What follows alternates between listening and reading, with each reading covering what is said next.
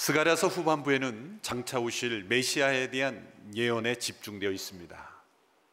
두 주 전 스가랴 9장에서는 기뻐하라 왕이 오신다, 겸손한 왕, 공의의 왕, 평화의 왕, 이 땅의 진정한 왕으로 오시는 메시아에 대한 예언의 말씀을 함께 들었습니다.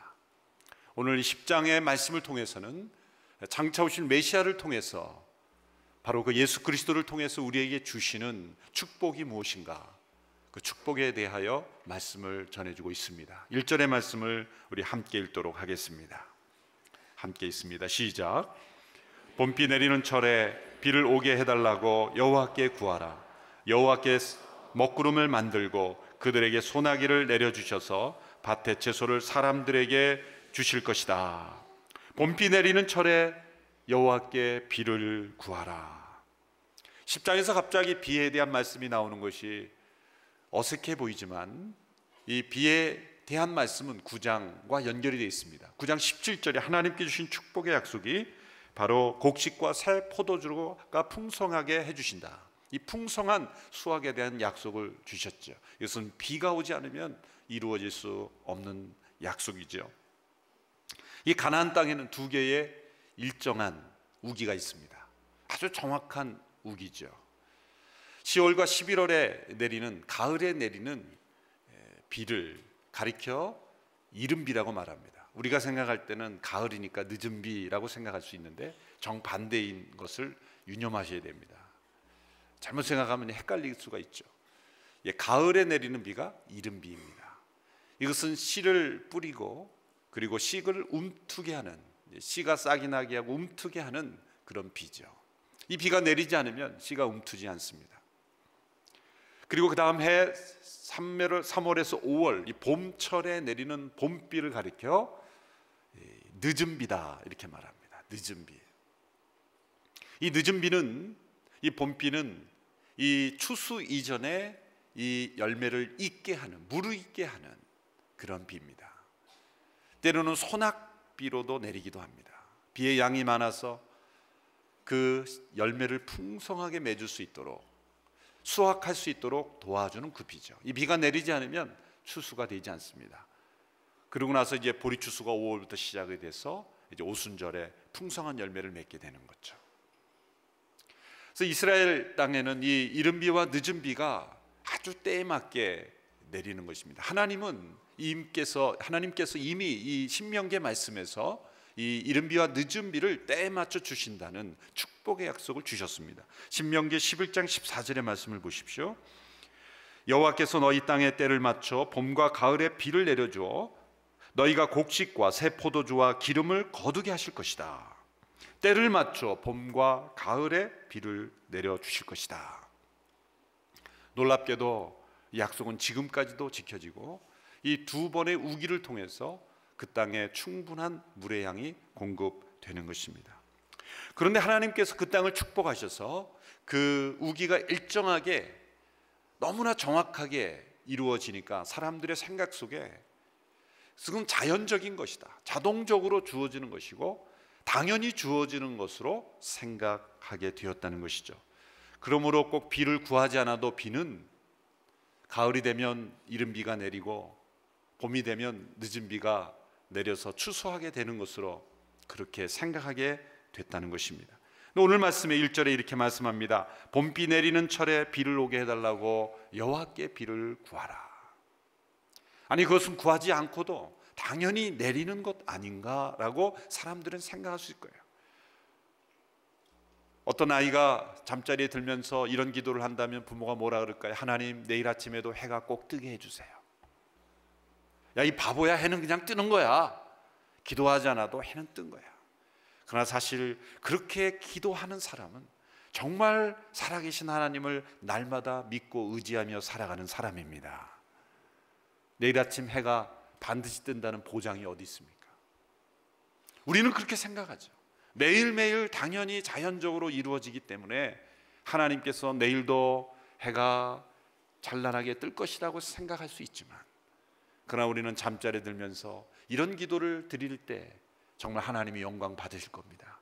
하나님, 내일도 새 아침을 허락하여 주시옵소서.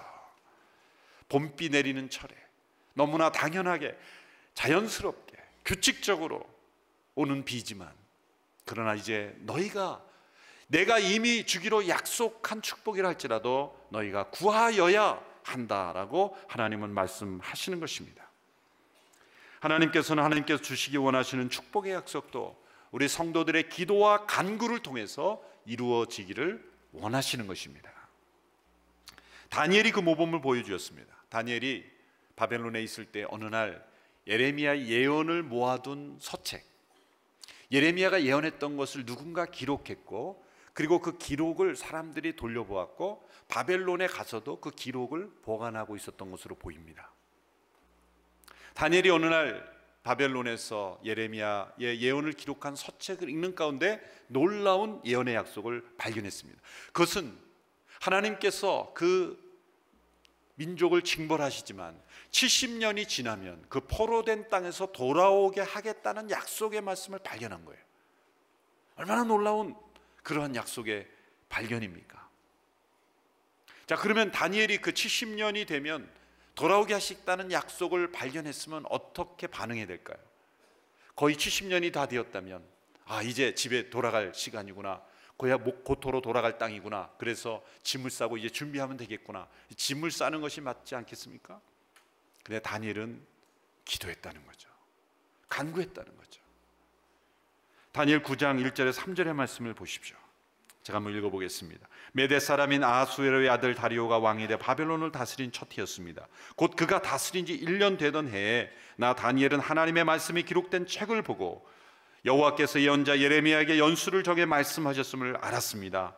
여호와께서는 예루살렘이 무너진 지 70년 만에 돌이키시겠다고 하셨습니다. 나는 먹지도 마시지도 않고 오리 굵은 베옷을 입고 재를 뿌린 채 주 하나님께 기도하며 구했습니다. 70년이 되면 돌아오겠다는 그 약속을 발견하고 그는 가만히 있는 것이 아니라, 짐을 싼 게 아니라 금식하며 기도했다는 거예요. 하나님이 약속하셨으면 그대로 이루어질 것 아니겠습니까? 그런데 다니엘은 그 약속을 붙잡고 금식하며 기도했다는 거예요. 그 약속이 이루어지기를. 이렇게 하나님 앞에 간절히 기도한 것은 믿음이 없어서일까요? 아닙니다. 믿음이 있기 때문에 그 약속을 붙잡고 기도하는 거예요. 하나님 우리에게 이루어 주시기로 이미 약속한 그 약속이라도, 축복이라도 우리가 기도함으로써 그 축복을 받기를 하나님 원하신다는 거예요. 저는 그 비밀을 오랜 시간이 흘러서야 깨달았어요. 제가 어려서 주일학교 때 기도에 관한 말씀 중에서 아주 은혜롭게 배웠던 말씀 중에 하나가 마태복음 6장 8절의 말씀이에요. 너희는 이방인처럼 기도하지 마라. 너희 하나님은 너희가 구하기도 전에 너희에게 이미 있어야 될 것을 이미 아신다. 그런 말씀이에요. 얼마나 은혜를 받은지 몰라요. 그래서 아멘, 믿었습니다. 그래서 저는 기도하지 않았어요. 아니, 내가 구하기도 전에 있어야 될 것을 다 아시는데 굳이 제가 하나님께 피곤하게 말씀드릴 필요가 있을까? 그래서 저는 어린 시절이지만 철야기도나 또 기도회 때 막 하나님 앞에 부르짖고 기도하는 어른들을 보면서 이렇게 생각했어요. 참 철없으시다. 하나님이 이미 있어야 될 것을 다 아신다고 말씀하셨는데 왜 이렇게 하나님 피곤하게 자꾸 저렇게 조르실까? 저는 그 말씀이 이해가 되지 않았어요. 부르짖으라, 내가 내게 응답하겠다, 구하라, 간구하라, 이 말씀이 먼저 들어오지 않고 제 마음속에는 있어야 될 것을 다 아신다, 그 말씀이 너무 크게 다가왔어요. 그대로 믿었어요. 큰 믿음이죠. 그런데 기도하지 않았어요. 분별력 없는 믿음이에요. 문제가 어디서 생겼습니까? 이제 성인이 되어서 생각해 보니까 그 말씀을 믿은 것은 아주 훌륭한 믿음인데 깨닫지 못한 것이 있었어요. 돌이켜보니까 그 말씀 그대로 하나님은 있어야 될 것을 다 하시고 저에게 채워주셨어요. 구하지 않은 것도 많이 채워주셨어요. 근데 문제가 어디서 생겼습니까? 구하지 않고 얻은 축복이 더 많기 때문에 하나님을 깊이 아는 체험이 적었다는 거죠. 그리고 그 모든 축복에 대해 하나님께 영광을 올려드리지 않았다는 거죠. 내가 잘나서 나의 능력으로, 내 능력으로 얻은 것이라고 착각하는 거죠. 감사가 없었다는 거예요. 하나님께 드린 영광이 없었다는 거죠. 하나님께서 주셨다는 고백, 하나님께서 매 순간마다 나의 모든 필요를 공급해 주셨다는 그 예배와 감사와 찬양이 없다는 거죠. 나에게 어떤 필요가 있을 때 하나님 그 필요를 아십니다. 그리고 채워주십니다. 그런데 기도를 통해 얻은 축복은 하나님을 더 깊이 체험하고 또 하나님을 더 깊이 알아가고 하나님께 영광을 올려드리는 삶으로 나아가게 되는 거예요. 그러나 기도 없이 하나님께로 받은 축복은 오히려 우리를 교만하게 하고 우리를 넘어뜨리게 하는 거예요. 그러므로 하나님이 봄비를, 이 늦은 비를 주신다는 약속에 우리에게 주어다 할지라도 그 약속을 붙잡고 우리는 기도함으로 하나님께 비를 구함으로 그 늦은 비를 체험하는 신앙으로 나가야 한다는 것을 우리에게 말씀하고 있는 것입니다. 하나님이 우리에게 모든 필요를 채우신다는 약속을 주셨습니다. 그러나 매 필요마다 하나님 앞에 구함으로 얻는 그런 기도로 하나님 앞에 나간 우리 모두가 되기를 축원합니다. 성경에서 우리에게 약속된 이 성령의 충만한 임재하심이 바로 늦은 비, 봄비로 비유되었습니다. 호세아 6장 3절의 말씀을 우리 같이 한번 읽겠습니다. 시작. 힘써 여호와를 알자. 그의 나타나심은 새벽빛같이 어김없나니 비와 같이 땅을 적시는 늦은 비와 같이 우리에게 임하시리라. 이 늦은 비가 얼마나 일정하게 내렸냐면 여호와를 알자, 하나님은 새벽빛같이 일정하시고 늦은 비같이 우리에게 임하시리라. 그 늦은 비의 축복, 그래서 하나님의 임재하심, 성령의 충만한 임재하심으로 우리에게 약속되었다는 거죠. 교회는 오순절 때 이른 비를 경험했어요. 이 가을비를 경험했어요. 오순절 때 이른 비가 임했던 거예요. 이제는 그 모든 성령 임재하심이 모든 사람들에게 임한다고 하는 늦은 비의 약속이 주어졌어요. 그것은 약속이지만 우리가 간구함으로써 체험할 수 있는 것입니다. 우리는 이미 회심을 통해, 중생을 통해 이른 비의 은혜를 경험했습니다. 그러나 풍성한 열매를 맺는 그런 늦은 비의 은혜를 우리는 날마다 간구해야 하는 것입니다. 그런데 사람들은 이 비를 주시는 하나님께 구하지 않고 헛된 우상을 찾아 나선다는 거죠. 늦은 비의 은혜가 임하지 않는 이유가 바로 여기에 있는 것입니다. 오늘 본문 2절에 3절의 말씀을 함께 보십시오. 함께 읽습니다. 시작. 우상들은 헛소리를 하고 점쟁이들은 거짓 환상을 보고 헛된 꿈을 말하므로 그들의 위로는 헛되다. 백성은 목자 없는 양같이 길을 잃고 헤매며 고통당한다. 내가 목자들을 향해 화를 내며 내가 순념소 같은 지도자들을 벌할 것이다. 만군의 여호와가 약물인 유다 백성을 보살펴서 그들을 전쟁에 나갈 낯센 말처럼 만들 것이다. 이 고대 근동의 농경 사회에서는 이 비와 관련된 우상들을 많이 섬겼죠. 대표적인 것이 이 바알이죠. 바알은 천둥 번개를 통해서 비를 내리는 신이라고 믿었던 우상입니다. 뿐만 아니라 오늘 본문에 나오는 우상은 드라빔이라고 하는 우상입니다. 일종의 가정의 수호신이에요. 창세기부터 나오죠. 창세기 그 야곱의 아내 라헬이 그 아버지 라반의 집에서 야곱이 나올 때에 드라빔을 훔쳐서 나왔다 그랬죠. 그 가정의 수호신과 같은 거예요. 휴대하고 다니면서 일종의 부족과 같이 풍요로운 삶을 준다는, 특별히 비를 내리게 한다라는 그러한 그 믿음을 가지고 다니는 그런 우상이었습니다. 그런데 이 드라빔은 사실은 비만 내리는 게 아니라 일종의 상속권을 보장하는, 그 드라빔을 가지고 있는 사람에게 그 가정의 모든 소유를 넘겨주는 상속권의 증표가 됐어요. 그러니까 라헬이 그 드라빔을 가지고 훔쳐 나온 것은 사실은 이 우상에 대한 것뿐만 아니라 그 가정에 대한 모든 상속권을 차지하려는 그러한 계략이었던 거죠. 그러니까 그 남편의 그 아내였던 거예요. 사실은 어쩌면 이 남편과 아내가 비슷합니까? 야곱과 아내가. 이 드라빔, 많은 사람들이 여전히 포로에서 돌아온 사람들도 드라빔을 가지고 있었다는 거예요. 혹시 여러분의 가족에 부족이 없게 되기를 축원합니다. 뿐만 아니라 이 사술, 이 점술쟁이들, 이게 동물을 죽여서 간을 떼서 그 간의 떨림을 보고 길흉을 판단하는 그러한 점치는 자들. 우리나라에도 여러분 이 점치는 집이 교회 숫자만큼이나 많다는 거 아십니까? 여전히 사람들이 신문에 나오는 오늘의 운세를 보고 오늘 하루의 운명을 맡기는 사람들이 많다는 건 아십니까? 농사를 짓는 사람들이 그런 우상 숭배를 하면서 비를 간구하고 그렇게 우상을 숭배하는 그런 모습이 여전히 있다는 것 아니겠습니까? 포로에서 돌아온 사람들도 여전히 그런 모습이 있다는 거죠. 우상을 향해 비를 달라고 간구하는 그런 모습.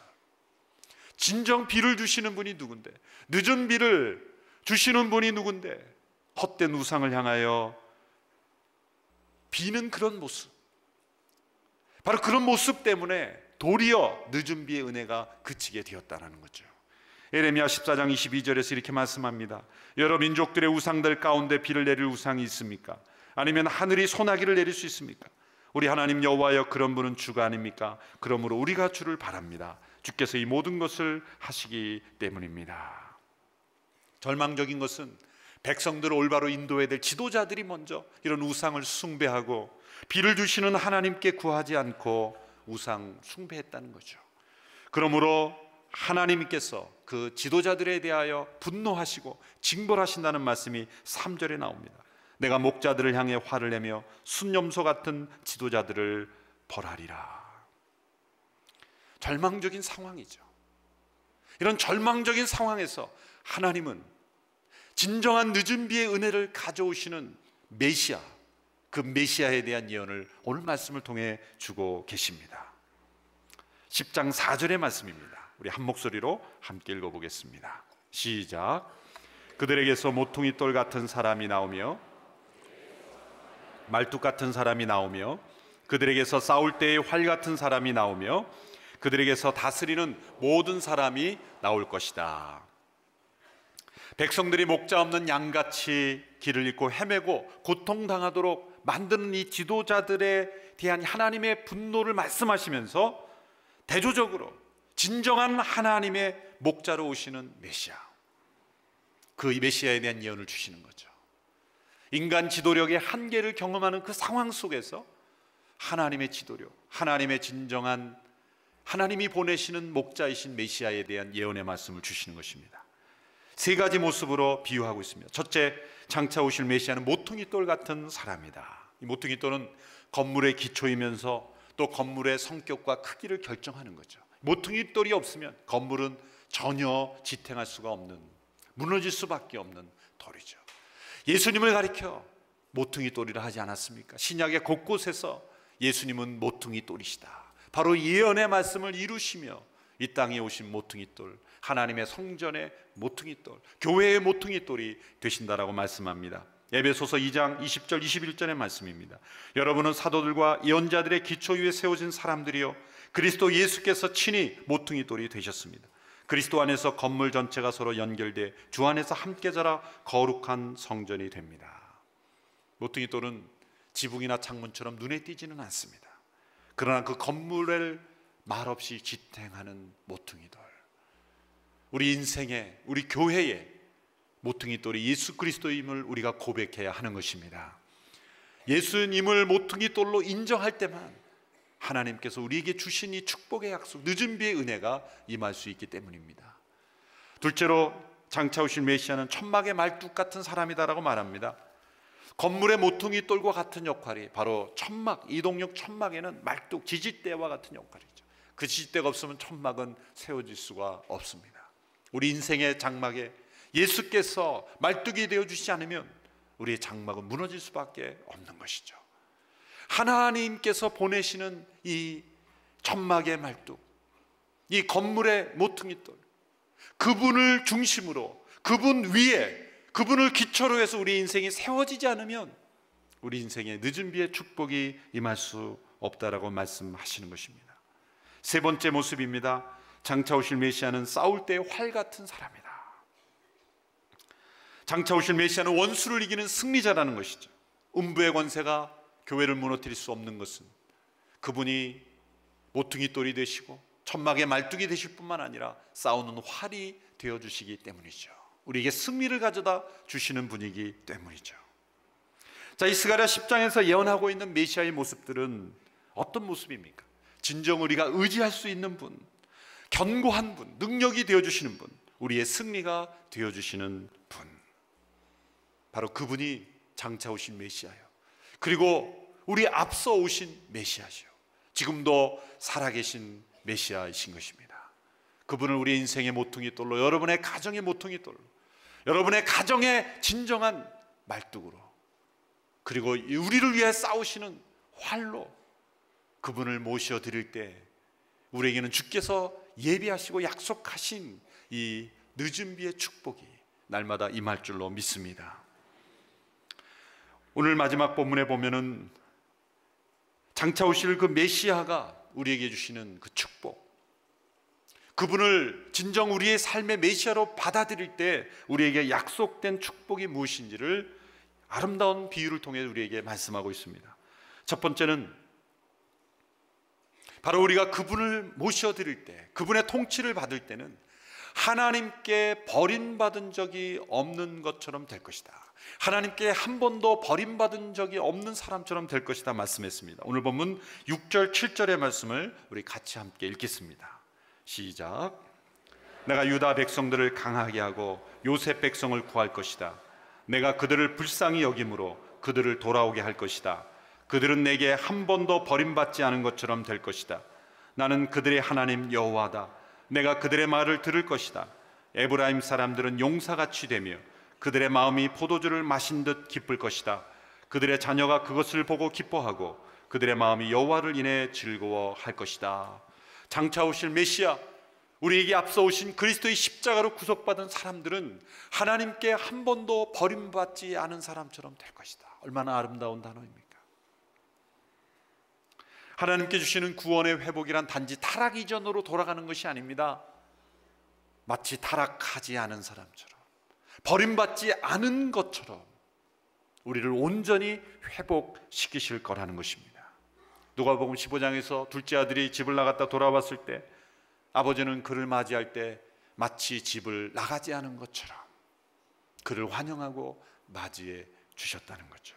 에스겔 36장 11절에 보면 놀라운 말씀이 있습니다. 우리 같이 한번 읽어볼까요? 에스겔 36장 11절의 말씀 시작. 저희 죄를 기억하지 않을 뿐만 아니라 오히려 처음보다 더 낮게 대접하리라.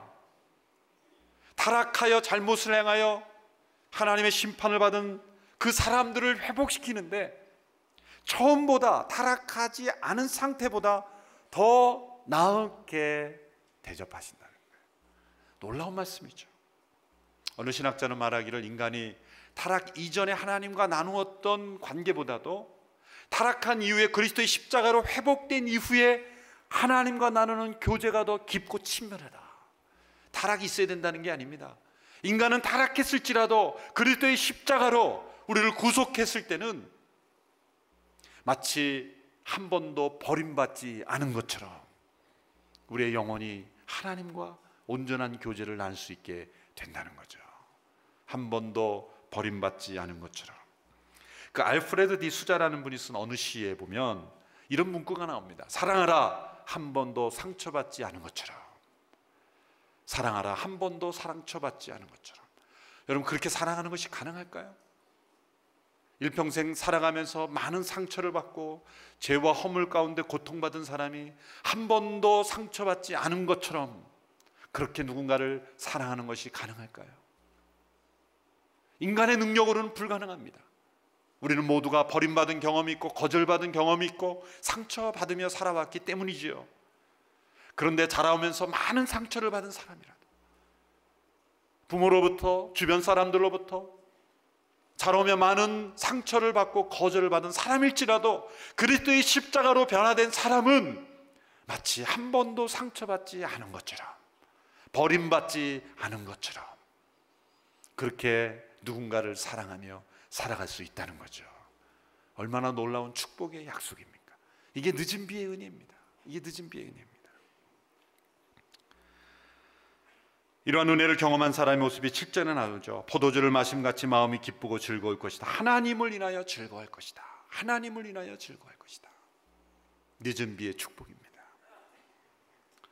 두 번째, 10장 8절에 나오는 말씀 같이 읽겠습니다. 시작. 내가 그들에게 휘파람을 불어 신호를 보내서 그들을 모을 것이다. 내가 그들을 구원했으니 그들이 이전처럼 수가 많아질 것이다. 하나님의 휘파람 소리를 듣고 모일 것이다. 아주 재미있는 표현이죠. 하나님의 휘파람 소리. 목자가 양들을 모을 때 일일이 양들을 찾아다니지 않습니다. 휘파람을 봅니다. 그러면 양들이 그 소리를 듣고 모여듭니다. 하나님께서 이 마지막 때에 영적인 추수, 수많은 하나님의 백성들을 불러 모으실 때에 하나님은 휘파람을 부시는 거예요. 하나님 얼마나 능력이 많으십니까? 꼭 천둥 번개를 쳐야 하나님 사람들이 돌아오는 것이 아니라 하나님 지금도 휘파람을 부심으로 영혼들을 불러 모으고 계십니다. 전도를 해보면 하나님 오늘날에도 휘파람을 불고 계신다는 걸 느껴요. 어떤 사람은 아무리 복음을 전해도 믿지 않은 사람이 있지만 어떤 사람은 왜 이제야 이렇게 기쁜 소식을 나에게 전해주었느냐? 하나님이 휘파람 소리를 이미 듣고 있었던 거예요. 휘파람 소리는 기쁘고 즐거울 때 부는 소리죠. 우울할 때 나는 소리가 아닙니다. 하나님이 예수 그리스도의 십자가를 통해서 구원의 길을 여셨기에 휘파람을 부실 수 있게 되었어요. 우리 인간을 구원할 수 있는 길이 열렸기 때문이죠.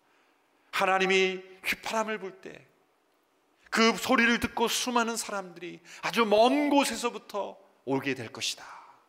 하나님은 지금도 휘파람을 통해 구원하고 계십니다. 하나님이 얼마나 능력이 많으십니까? 그 작은 휘파람 소리로도 저 먼 곳에 있는 사람들이 다 하나님께로 돌아오게 되는 것입니다. 전도와 선교는 우리 힘으로 하는 것이 아닙니다. 사실 복음을 전해보면 하나님의 휘파람 소리가 들려졌기 때문에 그 영혼이 주님 앞에 돌아오게 되는 것입니다. 하나님은 지금도 휘파람을 불고 계십니다. 셋째, 하나님께 주신 늦은 비의 은혜는 하나님을 의지함으로 고통의 파도를 이기게 될 것이라는 말씀입니다. 오늘 보면 11절 12절의 말씀을 함께 읽겠습니다. 시작. 그들이 고통의 바다를 지나고 넘실거리는 바다 물결을 이길 것이다. 나일강이 다 말라 바닥을 드러내고 아시리아의 교만이 꺾어지고 이집트를 다스리는 힘이 사라질 것이다. 그들이 여호와를 의지함으로 내가 그들을 강하게 할 것이고 그들은 여호와의 이름을 받들면서 살 것이다. 나 여호와의 말이다. 우리에게 오신 메시아 예수 그리스도의 십자가로 구속받은 사람들은 고통의 파도를 이기게 될 것이다. 하나님께서 왜 이 시대에 고통의 파도를 끊임없이 일으키십니까?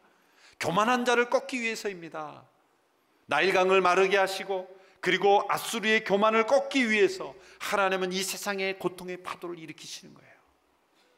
우리가 만일 그들처럼 교만한 상태에 있으면 반드시 하나님의 고통의 파도에 의해서 꺾이게 될 거예요. 고통의 파도를 이기는 비결은 무엇입니까? 겸손입니다. 하나님 앞에 우리 자신을 낮출 때 고통의 파도는 우리를 지나가게 될 것입니다. 그리고 우리는 고통의 파도의 물결을 이기게 될 것입니다. 예수 그리스도 앞에 겸손한 모습으로 주님, 저는 죄인입니다.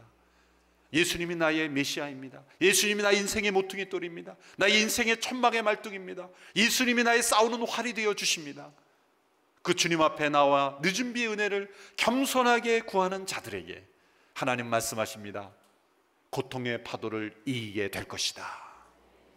한 번도 버림받지 않은 사람처럼 될 것이며, 그리고 모든 상황 속에서 고통의 파도를 이기게 될 것이며, 하나님께서 예비하신 늦은 비의 축복을 경험하게 될 것입니다. 우리가 이 세상의 허탄한 것에 비를 구하고 이 세상의 허탄한 것을 구하고 교만하게 될 때 이 고통의 파도는 우리를 침몰시킬 겁니다. 그러나 하나님을 의지하고 하나님께 비를 구하고 늦은 비의 은혜를 구하며 사는 인생은 이 고통의 파도가 우리를 무너뜨리지 못할 것입니다. 12절의 말씀 다시 읽습니다. 그들이 여호와를 의지함으로 내가 그들을 강하게 할 것이고 그들은 여호와의 이름을 받들면서 살 것이다. 나 여호와의 말이다. 봄비 내리는 철에 여호와께 비를 구하라. 우리에게 약속된 늦은 비의 은혜가 있습니다. 그리스도의 십자가로 구속받은 사람들에게 약속된 충만한 그 풍성한 축복이 있습니다. 한 번도 버림받지 않은 것처럼 될 것이다. 하나님의 휘파람 소리를 듣고 살 것이다. 고통의 파도를 이기게 될 것이다. 우리는 이 약속을 바라보며 하나님 앞에 기도해야 하는 것입니다. 하나님, 나에게 은혜의 단비를 내려 주옵소서. 늦은 비의 축복을 허락하여 주옵소서. 늦은 비와 같이 일정하게 임하시는 하나님의 임재가 나에게도 오늘 임하게 하여 주옵시고 우리 자녀들에게 임하여 주옵소서. 하나님께 비를 구하라. 늦은 비의 은혜를 날마다 간구하며 체험하며 그 축복을 누리며 살아가는 우리 모든 성도들 다 되기를 주님의 이름으로 축원합니다.